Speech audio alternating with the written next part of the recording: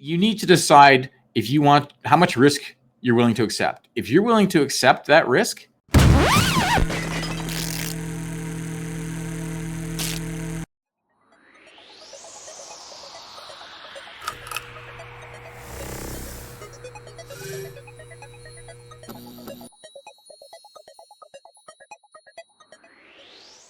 Welcome, everyone, to this episode of Cyber Confidential. This show, we're following the money, talking about who's spending what on cybersecurity. Today's guest, Scott Birmingham. Scott, welcome to the show. glad to be here. Always great talking with you, Michael. Scott, tell us a little bit about Birmingham Consulting. So we are a security consulting firm. We really try to focus on information security as a whole, not just cybersecurity. We started off as a managed service provider, and we evolved to become an MSSP. And from there, we have dove right in headlong into full-blown security consulting.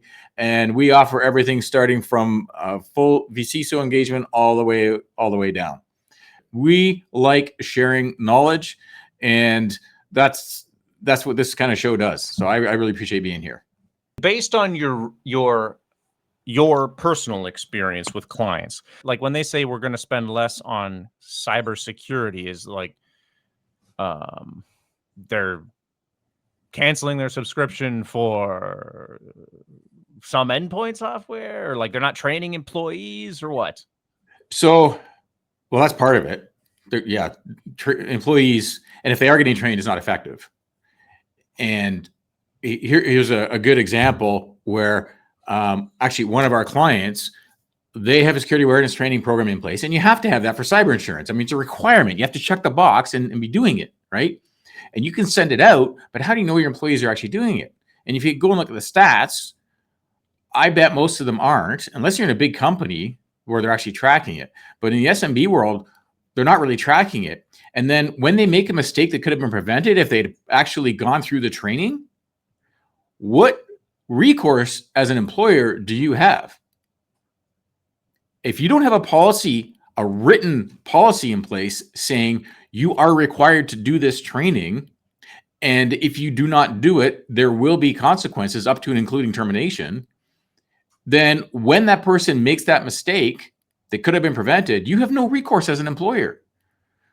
So one of our clients that is a great idea. Have you seen anyone been fired because No, we have seen people not fired and not disciplined because they didn't have a policy in place. Is that a reasonable expectation? Meaning? Like, do you have a policy that says if Veronica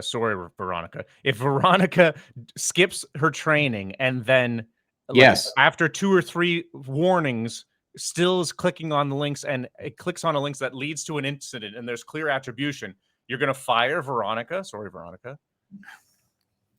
Absolutely. And I have another real world example actually from a few years ago. So my wife used to do HR consulting. They had an accounts payable person receive a fraudulent invoice and paid it. And it was like $20,000 or something. That was a big deal for that company. She got a stern talking to, got a warning. They put a new procedure in place to make sure that you had to have 2 approvals on any payment before it went out. And she agreed to all of this, and she was scared to death about keeping her job. A month later, the exact same thing happened, and she bypassed the new procedures to make sure there was 2 people approving, paid another fraudster even more money, and they fired her. That requires some serious buy-in. Like we're talking about policy, and policy is, correct me if I'm wrong, some of the cheaper procedures to implement for security, right? Yes. Like agreeing that everyone's going to take training is free. The agreement is free. The execution is costly and time-consuming, but the agreement is free. Yes. And then telling the employees the reason we're doing this is super important, and we're going to write a policy that says if you don't stick with this and you are negligent and we lose money because of your negligence, there will be consequences. That's all free to agree to, but it takes mental buy-in from the decision makers and the employees. Oh, for sure. So how do you splash that against this Government of Canada report saying that people are spending less when it says that small businesses are decreasing spending on preventative measures, what costs are they cutting? Because they're like, there's no reason to cut this policy. The policy is free, but they're Yeah. cutting the training and the checking and the implementation.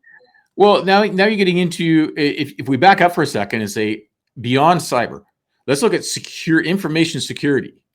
And there's three pillars. You've got your administrative controls, which is what we're talking about when it comes to policies and procedures and that kind of stuff. You've got physical controls, make sure your server room is locked and people don't have access to the building that shouldn't have, that kind of thing. And now you've got your technical controls. That's cybersecurity. Well, that's what people think of with security. They think of all the cyber stuff, whether it be firewall subscriptions, whether it be email spam protection, whether it be application allow listing, whatever it is, that's all technical controls, and there's subscription costs based on the number of users that you have. So we're going to eliminate. So if we got 3 layers of defense here, let's eliminate 2 of them. So we're going to be more vulnerable. We're going to accept the risk. Or there's a new risk out there that we're not going to address, so we're not going to invest in that. And to your point, what's on the screen, follow the money. When I have, so here's another good example. We work with construction companies quite a bit, and they say, well, we don't have any personal information. We don't have anything of any value. There's nothing private about our stuff. Okay, they've got employee records. That's really about it. So why would anybody come after us? Who wants our data? Nobody wants your data. No criminal wants your data. They want your money. And if you're doing municipal or provincial contracts or any major construction, you've got millions of dollars floating around. And if you lose that, what does that do to your business? If they're paying, they're paying $100, let's just use round numbers. They're paying $100 for something, or 100% of their 2024 budget. What technical controls would they cut? I get it if they're DIYing and they have someone internal and the internal person says, we need to upgrade to have more security, whatever. And the decision makers say, no upgrades. But like, if you're paying, what have you seen people cut out? Oh, we have some of our very small businesses. They say we have to get the monthly bill down. Well, it's like, okay, here's all of the costs related to subscriptions. They're third parties that we're passing through. Okay, I'm going to have you sign a waiver and say, you understand the risk of eliminating this particular layer of defense. And we'll do it, but don't come crying to us. And what do you see them cut out? I've had people want to cut out Duo as their global MFA. Okay. I've had people want to get rid of Threat Locker because they've never seen it. Mm-hmm. So it's like, if they never see it, it doesn't exist. Right. Okay. So if they're cutting Duo, they're just not using multi-factor authentication anymore, or they're using Microsoft Authenticator, or? Well, they can use. So the nice thing about Duo is a cheap thing to cut out. Yeah, if you get Duo, I mean, it's over $10 a month per user, and if you've got a 100-user organization, there's $1,000 a month you can save, right? Another one is, go to Cork to cyber warranty. Well, I don't need that. I got insurance. Okay. Do you actually know what your insurance is going to cover? And we see this almost every insurance review that we do. There's a hole somewhere, and that's where a warranty will cover it. You sure you don't want to pay for it? It is expensive. In Canada, it's extremely expensive to have a cyber warranty. In the States, it's much cheaper than insurance. So it's a no-brainer in the US to add it on to cover a few costs that might get missed. It's a big investment, especially for a small company here, to have that. Oh, I'm going to pay an extra $3,000 a year. That's how much I pay for insurance, just like cyber insurance. Why am I going to double that? Right? So, okay, we're going to cut that out. I feel like there's 2 mindsets, and give me your take on it. Like, there's the group of people that think nothing's going to happen to me, so everything is too expensive. Yeah. And then the group that's like, I get that something might happen, so give me a cost-effective solution and I'll weigh the cost-benefit analysis here. Okay, well, there's a very, very good point. I'm going to do a shameless plug right here, because we get asked a lot, well, how do you justify that much? Or do I have enough insurance? So if you go to our website, We have a cyber liability calculator on there. You can answer 8 questions about your business, and it will tell you how much liability you have. And then you can choose what a suitable investment is to prevent that kind of loss. We ask what your annual revenue is, because ransomware is generally a percentage of revenue, the ransom demand. It's going to be minimum $100,000. That's straight from two insurance companies, actually. And it's generally 5 to 10% of revenue, and we've got cited sources for that in the calculator. So we're not making this up. Here's where we got our numbers. And we look at what's your AR. And again, back to what I was saying before, if you're running 25% or 40% AR, here's how much that's going to cost. Remediation generally costs this much based on X. And so it's all broken down. And so you've got all these things. Okay, if you have to pay a ransom, it's going to be this much. If you have to pay recovery, it's going to be this much. Your downtime, that's a soft cost, but how much could you potentially lose in revenue while you're down?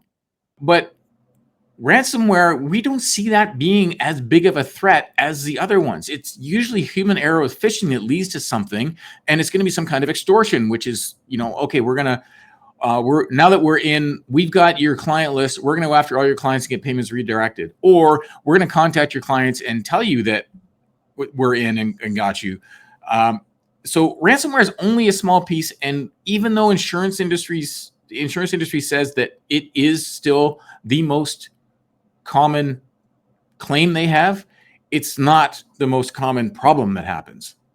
Right. There is some fuzziness with that, because just like with the Canadian Anti-Fraud Center, there's a huge disconnect in incidents versus reports versus claims. Yes. So like the Canadian Anti-Fraud Center thinks that they only hear of 5 to 10% of frauds to Canadians. So like any of their analysis is a horrible undersampling of the population. Well, actually, you bring up a really, really good point there too, when you're talking about, from the incident happens to it being reported, to it being claimed, to it being paid. A lot of companies think they should not report an incident to their insurance company because they're afraid their rates are going to go up. No. You report it. Your rates aren't going to change. The only time your rates change are if you make a claim. And the key thing here is you can have an incident where, let's say a bad guy got in and got your entire client list and they didn't do anything. You didn't report it, nothing, because nothing happened. Okay, they just, the data got out. 6 months later, 12 months later, now that bad guy starts emailing your clients, impersonating your company, and gets payments redirected. If you file a claim then, you're not going to get anything. You're out of luck. You have to have that reported. And then if you file a claim, they're like, oh, okay, yeah, you reported it had a problem. Here's what now we've actually had the impact. Okay, well, you can submit a claim. We'll approve it. So, out of all of this stuff, if you're a business owner, if you're an executive, so in your leadership team, whether you be a chief operating officer, a chief finance officer, a CEO, an owner, somebody at that level, make sure, again, policies, procedures, what's your incident response plan? Make sure in your incident response plan, you've got that has to be done and you've got the right contact information for it. Again, incident response plans are an administrative control that you don't have to pay per users or anything. Yeah, you're going to have some investment in time and money and resources to get it going, and then you want to test it with a tabletop exercise every year. But once you've got it in place, you've got at least a foundation to know what to do when something happens, and you're not going to have something like that fall through the cracks and wind up having a huge bill, unexpected bill down the road because insurance denied a claim. You need to decide how much risk you're willing to accept. If you're willing to accept that risk, then don't spend money. It all comes down to risk appetite. So, don't put it in for this. Like, because there could be, as I learned from the Canadian Anti-Fraud Center last week, if you get a juicy fish on the line, the scammers will take you for every single dollar you have. Yeah. And unfortunately, it happens to Canadian citizens, and they get taken for everything they have. So for a business, like if I had access to a business and no one was stopping me doing anything, I would take them for everything that they had. For sure. So this is an existential, like you're more experienced quantifying the risk. How do you digest that and speak to another business owner? You're a business owner. How have you digested it? Like, what's the threshold? Like 3% chance of existential? That's too much. I need to do something. So there are formal calculations to actually come up with a percentage of the probability of something happening. Right? If you go through the CISSP program, they go through how, and it's the same thing that insurance companies do, right? What's the probability, how frequently do you think this is going to happen? How much it's going to cost to recover, et cetera, et cetera. But it really boils down to what your risk appetite is. So that $1 million I was talking about that was on the line before, that was for about a $35 million company. For them, that might have been who cares? It's not that big a deal. It's $1 million. I've got lots of cash reserves. Now the bigger thing for them was, on top of that, it was, okay, we can survive financially. Reputationally, what does this do to us? Will our clients trust us now? And I've had two different business leader trainers say to me that the number one concern of any business executive is reputational harm. Forget the finance. It's the reputational harm. Can you recover from that? You can cover financially. Can you recover from that damage? So if your clients don't trust you anymore and they're not going to give you money anymore, that's worse than just having to, okay, I lost $1 million or I lost $10 million or whatever. So again, what is your risk appetite and what is a higher risk or concern for you? Is it reputation? Is it the money? If you have lots of money, you're a very highly profitable business, and you say, I've got $5 million of liability. I don't care. I've got $100 million in the bank. My revenues are $150 million a year. That's less than 5%. I don't care. Mm-hmm. But if that means I'm not going to get any new contracts because my reputation has been damaged, I mean, we've seen what boycotts have done to companies. And that's not an actual bad thing. That's in terms of cyber, it's just been a marketing thing. So I don't know. It's okay. So what keeps me up at night is that does keep me up at night is, the reputation of our company, right? Highs and lows financially. But if the reputation gets harmed irreparably, we're done. Right. And I think that's a concern for everybody. You're saying because it's a large contributor to your revenue. This is why it's important. You can handle surprise expenses as long as revenue keeps flowing. If the reputation irrevocably impacts your source of revenue, you won't be able to survive. Yes, exactly. Yes. Okay. Well, potentially, put that into any business executive. Could they? And again, they need to know their numbers, mm-hmm. right? And if they've got good numbers, they might say, yeah, it's no big deal. We're not going to invest anymore. So again, risk appetite, and only that company can decide what that risk appetite is.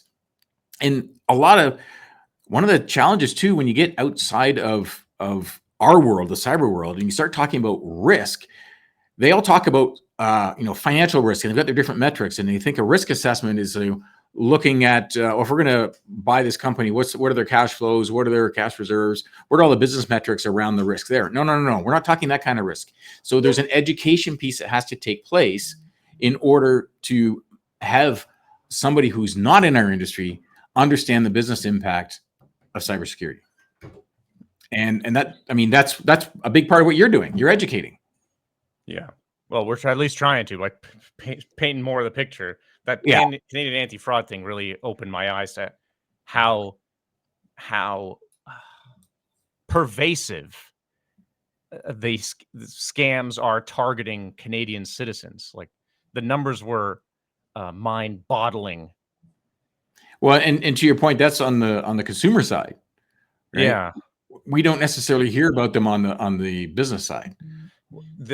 2023/2024 report from the Canadian government that you shared, even that shows that scams and fraud are 4 times as frequent as incidents impacting Canadian businesses Yeah. than ransomware.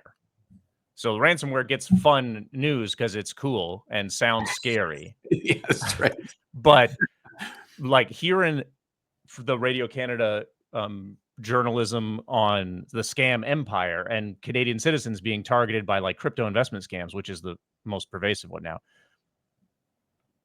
I can see how that is going against small businesses every day. I can see that. You know, you don't need technical savvy. You just need a telephone number that's local and enough charisma and a good script, and you can rip people's money straight out of their pockets. Well, I would bet there's something even more subtle than that going on. And again, we've seen this where you've got crypto miners installed all throughout an organization running in the background, mining cryptocurrency for a bad guy. And it's all under the radar. It didn't get picked up by antivirus or anything like that. And it's there. You know, that's another form of crypto scamming. And I can see how, like, if we're rating who cares about what, I don't know, small business not gonna care about that. I can say, okay, whatever, I pay for the electricity. They're not gonna care about that. What they do care about is the performance. Because what happens is over time, the performance of those machines goes down and everybody's complaining about it. Yeah, that's a boiled frog. That's not gonna pop on Fair. anyone's radar. Fair. We're like in the ranking of probability, that's not gonna hit anyone's radar. Fair. Let's answer your risk appetite from the other direction. Take your $35 million company case study that you were talking about. How much money, what are the different rungs of the ladder in terms of investments to de-risk? Like smallest investment, still high risk, but better than nothing. And then like medium investment and the like full bore, they're spending as much money as you could recommend in their lowest practical risk. What's a percent of annual revenue? So when you look at overall technical spend on a company that size, and so I'm talking all in hardware, services, security, everything else, you're looking at about 0.8 to 1% of revenue. Okay. And now you're looking at about 50% of that is generally related to security. So you're talking, 0.4% of revenue, 0.5% of revenue, depending on what they've got in place. So, on a $35 million company, if their overall IT spend is, $350,000, say $300,000, right? They're probably investing $100,000 to $150,000 a year on cybersecurity, which would be like training, advisory. Well, that's all the subscriptions. That's the training. That includes your backups. That's all of that stuff that's related to it, right? That's your MFA. That's your email spam. That's all of that. Your email security. That's your SOC.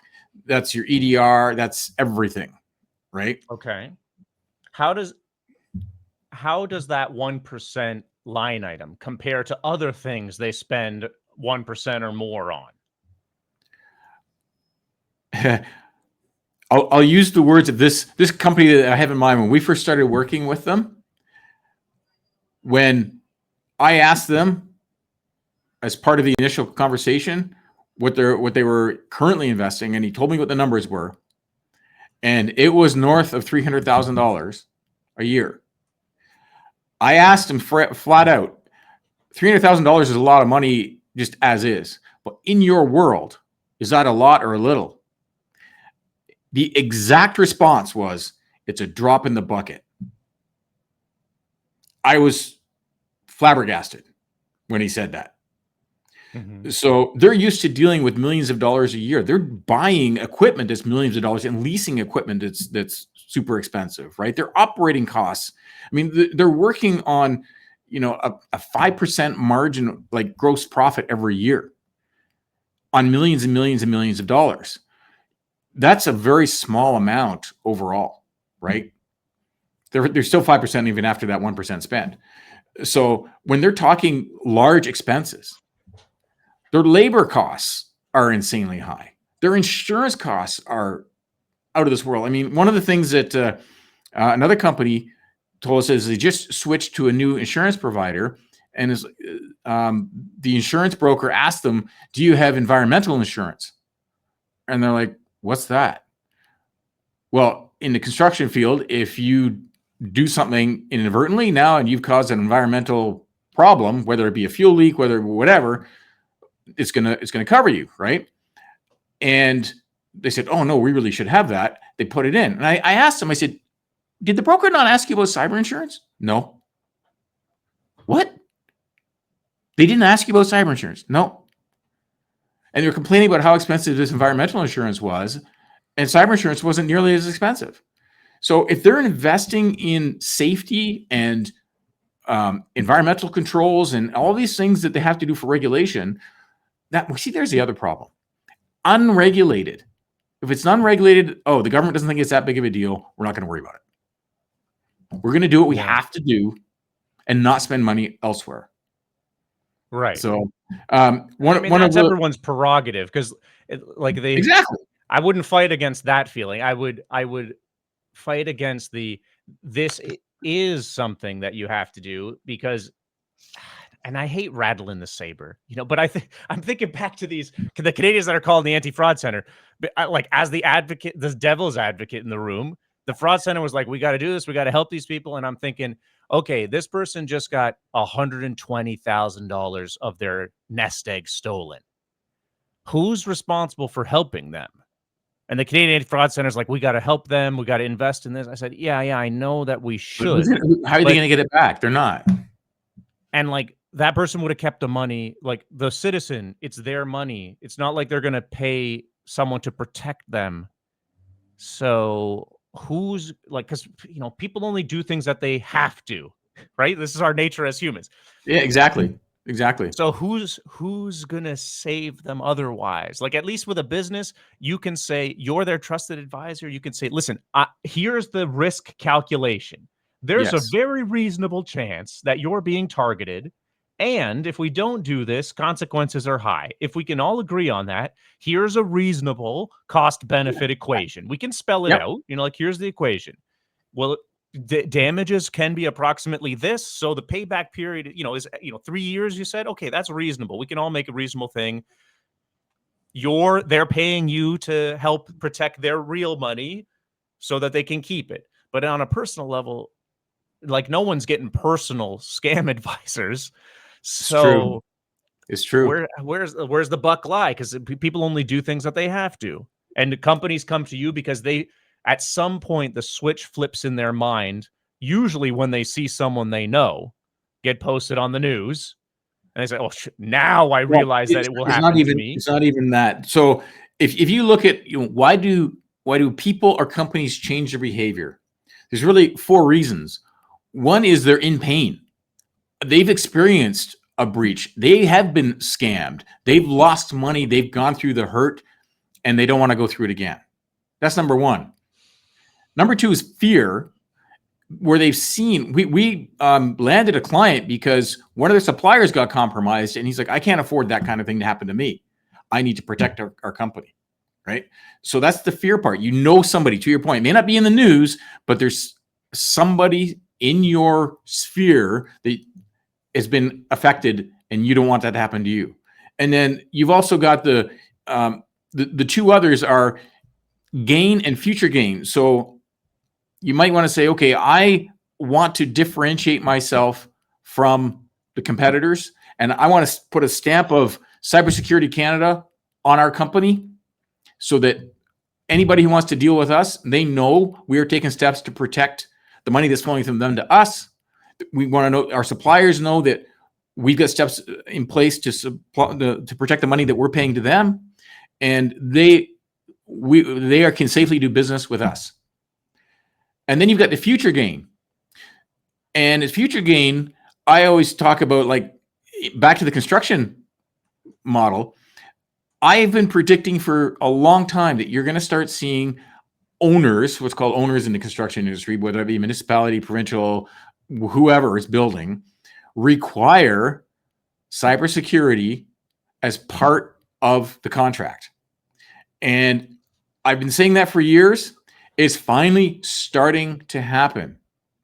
But what we're seeing is, and I was actually told this by a smaller company, the prime contractors. So let's pick a municipality, and it goes out to some large contractor, $100 million project.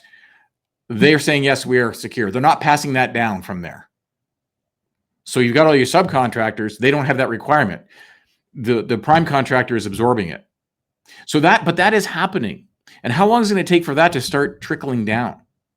So if you're putting steps in place now in anticipation of that, you're not going to be scrambling. You're ready to go, and you got a leg up in the competition when the time comes, whether that be a year from now, whether it be 6 months from now, whether it be 3 years from now, whatever. So those 4 reasons for change, the number 1 is pain, the number 2 is fear. And you're right. We don't do anything as humans until we are in that crisis mode, which is pain or fear. Mm-hmm. I would love it if more people could be motivated by the gain, like having it as a marketable advantage. I see that. It has nothing to do with computers or tech. It's simple business resiliency to say to your client, I will be here for the next 5 years. You're talking about building roads. It's got to be longer than that. Because if someone really does like a transparent review and the competitor like is using Smile for every one of their passwords, you could say, okay, there's a reasonable chance that they're going to have resiliency issues. They won't be able to deliver on this contract. So I would go with the person that seems more resilient. I don't know if that's coming out yet. CMMC is trying to do that in the United States with the carrot. In the carrot and stick analogy, these are carrots. You can be proactive but it's not even that. Your little carrots out. So we've got one of our other clients is in the pharmaceutical industry. They have shown us their MSA that they get from the big pharma to them as a supplier. And right in there, it says you must adhere to a recognized cybersecurity framework, period. It's a hard and fast rule requirement. You're not going to do business with us unless you meet this requirement. So even though it's slow on the construction side, other industries which are much more sensitive, pharma is obviously very sensitive, healthcare information, they're mandating it now that if you want to do business with them, you got to have this. And it didn't say what framework.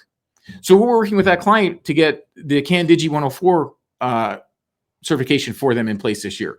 So, I mean, that's a relatively easy one to get as your first step into compliance. So, okay.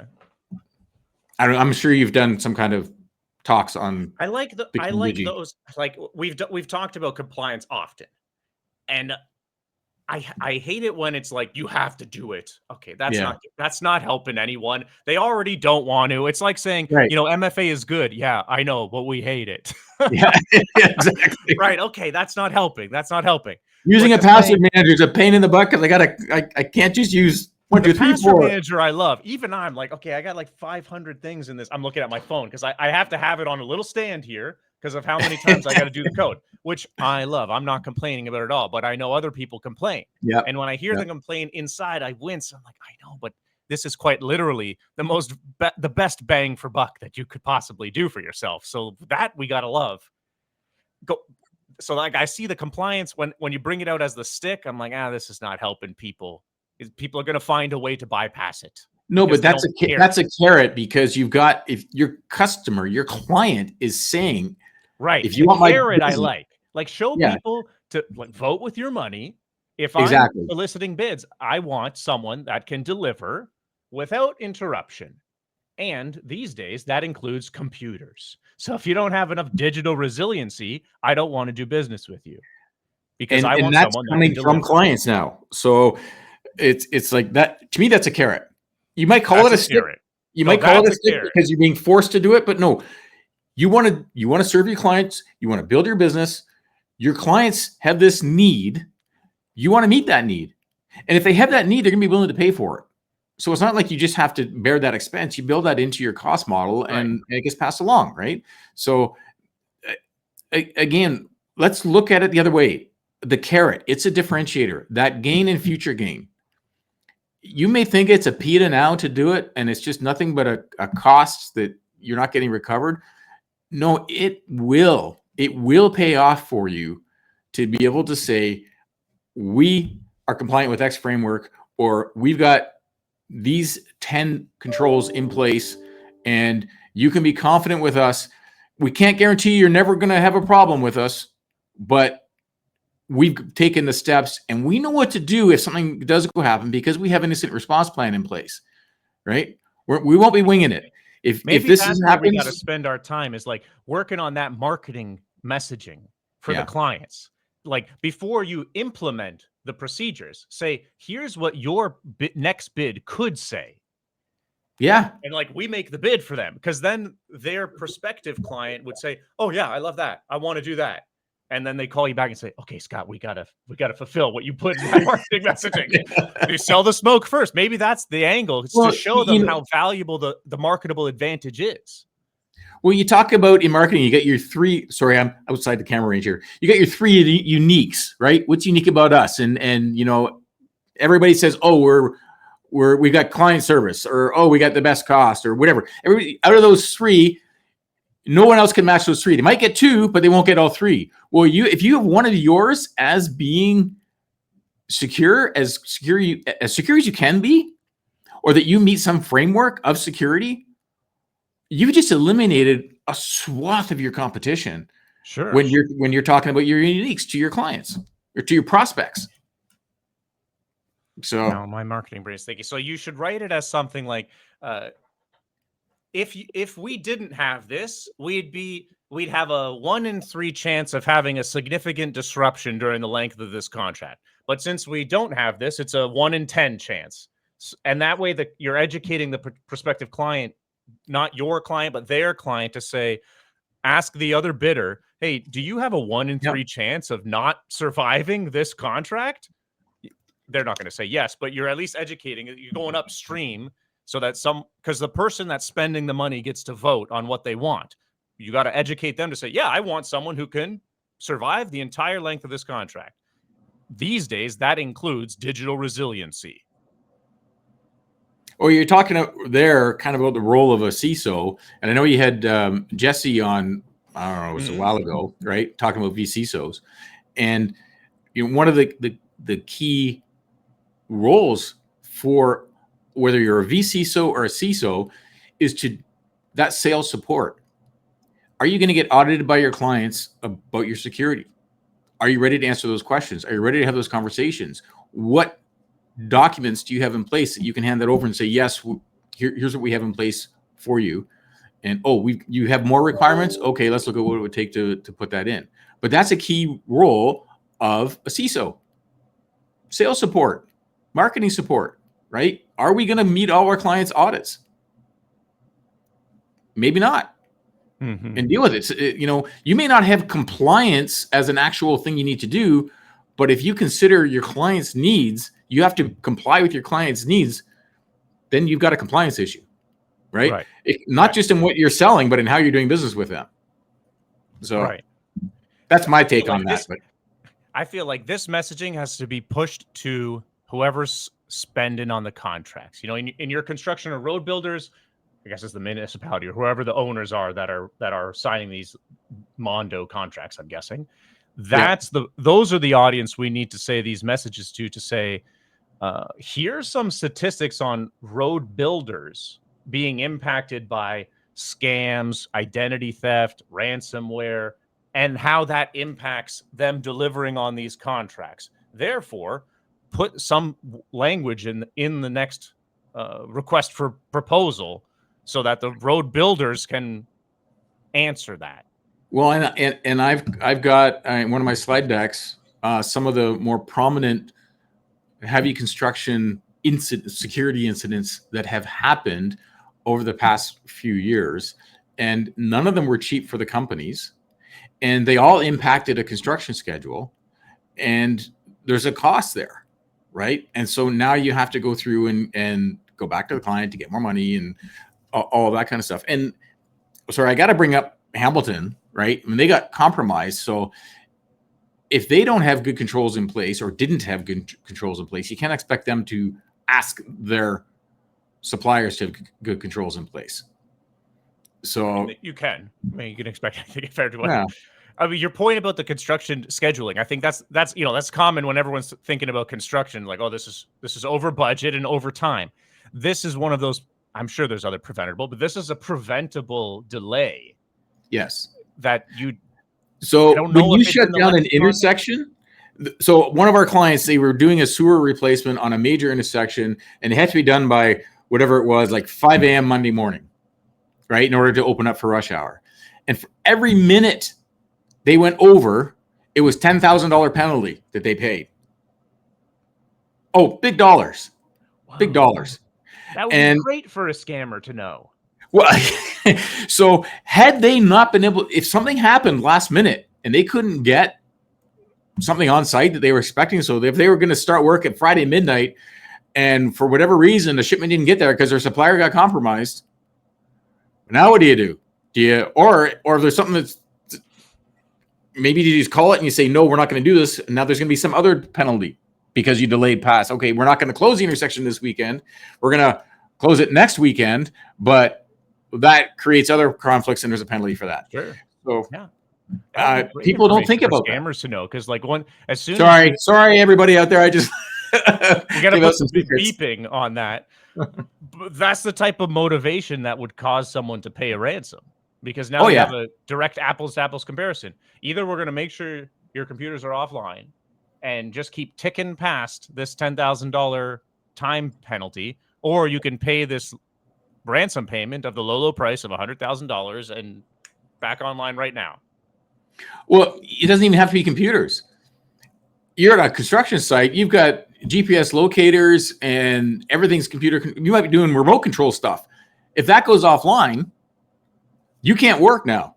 You just shut down the road. You dug a hole, and now what are you going to do? Mm-hmm. Right? That's all about timing. It's like when the Kaseya had their breach 2 years ago on a Thanksgiving. It's like right on Thanksgiving weekend, we're gonna shut everybody down. We're gonna compromise everybody. It's all about timing. Right. So I mean, that makes the scams the best when you really set the hook at the right time. Yeah. Yeah. But now we're going down that same rabbit hole of rattling the saber. And if listeners weren't convinced that something bad could happen, then this is all just noise going straight over their head. Well, exactly. And I don't know if anything I've said is any value, but most people don't think about losing the money that's coming to them and how easily it can happen. And that cash flow is the lifeblood of your business. And they don't need to break into your bank account to steal your money. Mm-hmm. Right? I say, the bank's totally secure, but that's not where they're getting it from. I'm obviously biased, but if I pretend to be unbiased, the empowering thing of what you're saying, Scott, is your quote for the full bore, all in, get everything to de-risk is only 1% annual revenue. Well, no, that's it's not even that. It's like still a very low amount. That's 0.4, 0.5%, right? It's important that 1% was the entire technology budget for that company. And then if you look at the cybersecurity part, forget the CISO side. That's a separate thing. But just on the cyber side, right? It was, I'm going to say 0.4%. I'm going to go on the low side there. So if out of that $35 million company, 0.4% of the revenue, do the math. You're an engineer, do the math. Okay, I get a calculator. Yeah, exactly. $35 million. So times it's going to be like 120 grand or something, probably $140,000. 140. Okay. And again, everyone, this was from a $35 million annual revenue business. How many employees are we talking? Like 100 employees? No, not even, about 60. Okay. So that's and we're setting when the stage. You could probably scale down. Like, if you have 25 employees, half the amount of employees, it's still proportionally, we're talking half to 1% annual revenue. Well, your risk goes higher. So if you got fewer employees and less operating costs, so like a service business, you're going to have a gross margin of 70% versus a construction business, which is going to have a gross margin of like 10%, right? If you got a higher gross margin, you got a higher risk. I mean, you can generally absorb something, but you're going to have a bigger demand placed on you by a bad guy. Okay. Right. So, and especially if they know your business. So if you got a Right. 70% Which is gross easy to margin, do these days. Like, it's easy exactly, to know people's business. Like, exactly. if any Georgian scammers are listening, you just found out that construction companies get paid or get charged penalties per minute if they're running overtime on the weekend. So everyone knows that's probably not news. No, no. But I mean, if you look at, let's take an accounting firm, what their gross margin is compared to a construction company, or even any kind of consulting firm. I'm thinking of back to that pharma example. It was a pharmaceutical consulting firm. You got a high gross margin there, and if they know that, well, okay, I'm going to go after more money. I'm instead of 5% ransom demand, if it is ransom, I'm going to do a 10% or 15. So it's all relative. Mm-hmm. And so you might need to invest as much, even though you've got a higher gross margin, you got more at risk, and you still might need to invest as much. So I still think it's empowering to think like 1%. It just sounds so low when I say it, but I'm sure to other people that like they have the momentum in their annual budgets now to carve out another 1%. That might be coming out of their net margin. it might be, yeah. Well, they're probably spending some of that already. They're spending some of that already. They just don't know it. So, right, it's not like they're adding 1% in. They're gonna be adding a few more layers in, but yeah, if it was as high as 1%, actually, if you throw in vCISO services for security, yeah, you're probably looking at 1% because you're gonna have a vCISO salary, which is gonna be, depending on the size of the company, 100. Well, you were talking to, I can't remember his name, and he was saying for a 25-person company, it was $100,000 to $200,000 a year salary plus benefits and everything else for an employee. Yeah, an employee. Yeah. So even if you add in the CISO, right, add that in, you probably to whatever you're paying on technical costs and whatnot. Yeah, you're probably looking at 1% overall. If you're not paying a vCISO, it's going to be less, right? Right. So, and if you take that 140 grand that you worked out, that's actually a pretty good number now because it's going to come out to like just about 12,000 a month, right? Right. So, 12,000 a month on 35 million isn't that much. That's $200 a seat. That's a reasonable price. That's what people are paying. That's for security, right? So you still got to pay your IT and stuff, but yeah, it's when you break it down, it's not expensive. It compared to the consequence. Like I think that's the equation that people are warming up to digest is the news is telling everyone frequency is increasing. The impact is probably the same as it has been. Like if someone gets access to your bank account or defrauds you for fake invoices, they're stealing good chunks of money depending on your business. So the impact is the same. The frequency is increasing. Our visibility is probably also increasing because people are reporting it more. Mm-hmm. This is less stigma. And that's the equation that someone has to go through in their mind to trade off 1% of their annual budget up to 1% for the full bore. Like I keep saying it because if you're here 1%, okay, that's a lot. That's full bore. Scott says that he can do anything for you. He'll de-risk you as much as feasible. Yeah. There's no guarantees in life. There are warranties. This episode is not sponsored by Cork, but but that's full bore. So if you're looking at half that, okay, that's still a substantial chunk of risk mitigated. Yeah, exactly. So, and one practical step that doesn't get done, I'll just throw this out there. We can wrap up with this if you want, but safe words just aren't for the bedroom anymore. Now let that sink in for a minute. Identity fraud is huge, even in the corporate world. Do you remember the MGM compromise that happened, a year and a half ago or something? $1 billion. I was there on site. There you go. And how did that whole thing start? Tech support or customer support or something like that. Phone call. Yeah. A phone call into tech support impersonating an executive to get a password reset. Not a new technique in any way. No.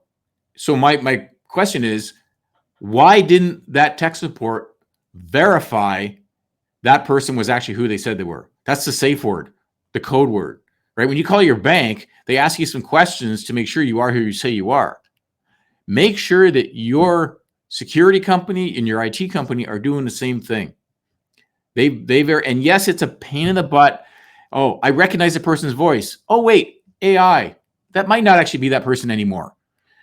So put that in place. And you want zero cost? That's a zero cost solution. That's a zero cost, high impact, high return step that every business can do. And there, you don't have to spend money on a huge, expensive IAM system. Mm-hmm. I think in many cases, some of the cheapest stuff is the most effective. And it's cheap because it takes human power. Like having a written policy that says, in order to reset a password, we have to go through these bullet points, which are just procedures. Well, first of all, one, ask them the code word. If they don't know the code word or their PIN or whatever, you're not doing it. Yeah. Simple. But it requires the human commitment, which is still the best bang for buck. Well, everybody's heard no one is the weakest link, Scott. I hope you agree with that. There is no weakest link, but there are the best opportunities, and the best opportunities are definitely with the humans. All right, and that's been Scott Birmingham from Birmingham Consulting. We've been talking about follow the money, who's spending what on cyber. Scott, thanks for joining the Cyber Confidential podcast. It's been a pleasure. I appreciate you having me. Enjoyed this episode? Hit like, drop a comment, and subscribe.